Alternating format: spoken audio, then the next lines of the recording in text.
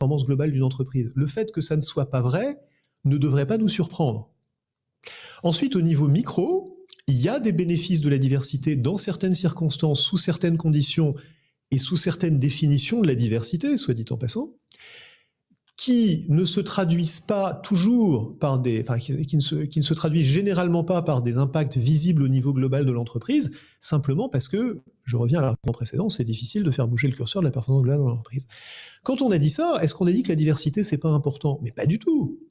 Pas du tout. La diversité, c'est important pour une raison de base, qui est que, je reprends ton exemple de tout à l'heure, si Rosa Parks n'a pas le droit de s'asseoir à l'avant du bus, c'est pas juste.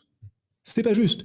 Et une entreprise a une obligation éthique de faire des choses qui sont justes. Si je disais demain qu'il y a un business case pour le fait de polluer les rivières plutôt que de retraiter ses déchets, ça serait vrai. Ça coûterait moins cher de balancer les déchets dans les rivières et de pas se faire prendre que de traiter ses déchets proprement. Mais on le fait pas, du moins j'espère, parce que c'est pas bien. Donc l'argument business ne devrait pas être nécessaire pour faire des choses qui sont bonnes, ni suffisant pour faire des choses qui sont pas bonnes.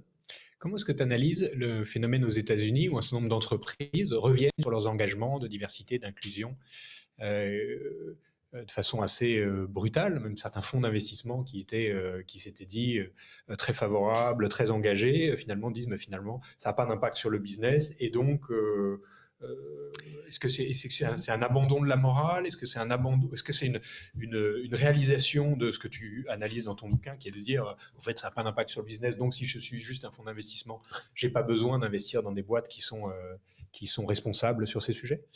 Écoute, je l'analyse d'abord comme un excès